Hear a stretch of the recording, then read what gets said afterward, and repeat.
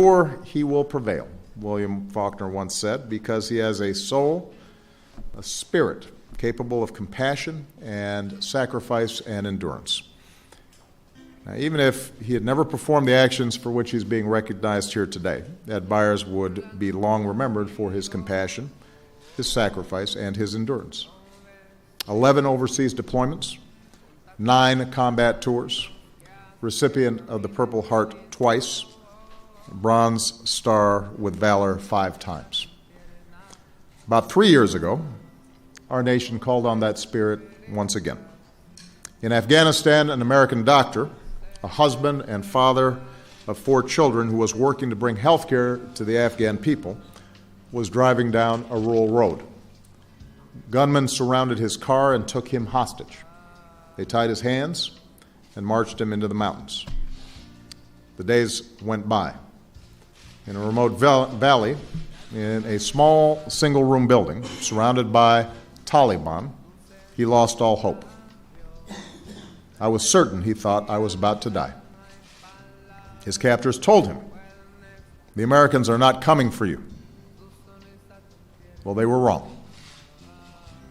Whenever Americans are taken hostage in the world, we move heaven and earth to bring them home safe.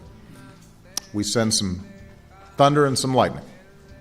Our special operator forces, folks like Ed Byers. They're carefully selected for their character, their integrity, and their judgment. They are highly trained with skills honed by years of experience.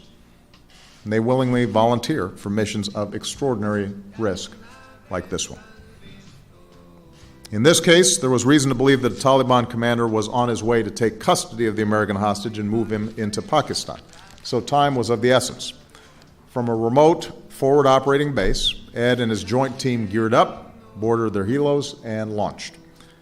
Once on the ground, they moved under the cover of darkness on that cold December night, through the mountains, down rocky trails for hours. They found their target and moved in quickly and quietly. Then, when they were less than 100 feet from the building, a guard came out, and the bullets started flying.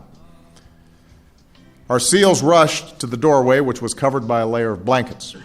Ed started ripping them down, exposing himself to enemy fire. A teammate, the lead assaulter, pushed in and was hit. Fully aware of the danger, Ed moved in next. An enemy guard aimed his rifle right at him. Ed fired,